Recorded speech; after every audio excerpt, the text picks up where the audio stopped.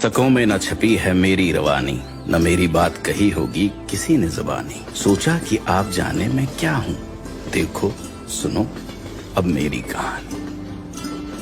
मैं यमुना पुल, यमुना नदी के ऊपर प्रयागराज से नैनी के बीच बंधा हुआ हूँ। 15 अगस्त 2021 को मैं 156 वर्ष का हो जाऊंगा। इस पुल ने आजादी से 82 साल पहले ही 15 अगस्त की तिथि को बहुत महत्वपूर्ण बना दिया था, क्योंकि इसकी शुरुआत 15 अगस्त 1865 में हुई थी। 156 वर्ष की आयु में भी मैं रेल की सेवा में तत्पर हूँ, उसी दृढ़ता और मजबूती से जो मेरे जन्म के दिन था। मेरे जन्म की कहानी भी अद्भुत है। वैसे तो यमुना नदी के ऊपर मेरे निर्माण की योजना अंग्रेजों ने सन 1855 में ही बनाई, पर 1857 के स्वतंत्रता की पहली लड़ाई की वजह से प्रकल्प रोक दिया गया। उसके पश्चात गवर्नर जनरल लॉर्ड कैनिंग ने मुझ पर काम रोक दिया। वे सुरक्षा हेतु रेल को किले से या उसके आसपास से ले जाना चाहते, ताकि किले की बंदूकें उनकी रक्षा कर सकें। पर 1859 तक तकनीकी कारणों से ये विचार छोड़ दिया गया और मेरा निर्माण शुरू कर दिया गया। मेरे निर्माण के समय की भी एक रोचक कहानी है। ये जब पुल बन रहा था तो बार बार ये गिर जाता रहा, तब इसके बाद जो है ये इंजीनियर जो है इसे जूता मॉडल बनाया पानी के बहाव के लिए, कि ये फिर बनने के बाद पानी सीधे जाने लगा। इस एक पिलर को बनाने में लगभग 20 महीने लग गए। आज भी ये अद्वितीय पिलर मुझे थामे हुए खड़ा है। मेरे निर्माण के कई वर्ष पश्चात रेल पटरियों के नीचे बैलगाड़ी और अन्य वाहन के लिए रोड भी बनाया गया, जो आज भी वाहनों के यातायात के लिए इस्तेमाल किया जाता है। मेरे निर्माण के समय मुझ पर एक ही पटरी चलती थी, पर यह रेल इंजीनियर्स की दूरदृष्टि ही थी कि जब 50 वर्ष बाद दूसरी पटरी बिछाने का निर्णय लिया गया, ढांचे की मजबूती इतनी थी कि बिना कोई बाधा दूसरी पटरी बिछाई गई। मेरे ऊपर चलती ट्रेनों ने न सिर्फ इलाहाबाद को नैनी से जोड़ा, उत्तरी भारत को भी पूर्व भारत से जोड़ दिया। अंग्रेजों ने रेल पटरियां बिछाई थी भारत को कंट्रोल करने के लिए, भारत को बेड़ियों में बांधने के लिए।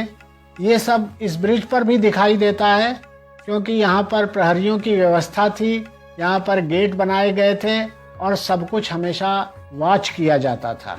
गौ घाट यानी इलाहाबाद की तरफ और दूसरी छोर नैनी की तरफ एक वक्त में गेट लगे रहते, और जो ट्रेनें गुजरती उनसे टोल वसूल कर ही मुझ पर चलने दिया जाता।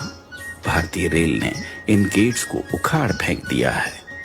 ऊपर रेल, नीचे रोड, उसके नीचे यमुना पर बोट, ऐसे एक साथ 3 विभिन्न यातायात प्रणाली मेरे सौजन्य से चलती है।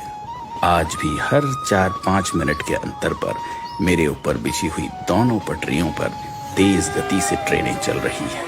मुझ पर से गुजरने वाली मालगाड़ियां भारत की अर्थव्यवस्था को बहुत बड़ा योगदान देती हैं, और यात्री ले जाने वाली ट्रेनें इस देश की जनता, सभ्यता और संस्कृति को जोड़ती है। ये रेल कर्मियों की तत्परता, मेहनत और निष्ठा ही है कि लगातार 156 वर्ष से मेरी देखरेख और रखरखाव में कोई कमी नहीं आई और मेरी देश सेवा बरकरार है। नैनी ब्रिज एक 900 मीटर लंबा स्टील स्ट्रक्चर है। इस नैनी ब्रिज का रखरखाव अंडर वाटर सर्वे और अल्ट्रासाउंड जैसी तकनीकों से किया जाता है। इसमें सेंसर्स लगे हैं जो जल स्तर को मॉनिटर करते हैं और बाढ़ जैसे खतरों से सचेत करते हैं। सन 2004 में नए यमुना रोड पुल का निर्माण हुआ और उस पर यातायात शुरू हो गया। हालांकि आज मुझ पर भारी वाहन नहीं चलते, छोटे वाहन और रेल से प्रयागराज और नैनी को मैंने ही सुचारू रूप से जोड़ा हुआ है। यह पुल भारत का तथा भारतीय रेल की विकास यात्रा का पिछले 155 सालों से मौन साक्षी है।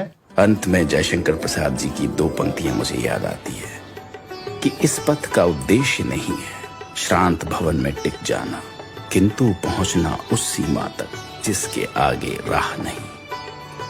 इसके साथ ही मैं विदा लेता हूं, इस वचन के साथ कि देश की सेवा में मैं हमेशा हमेशा के लिए समर्पित हूं। जय हिंद।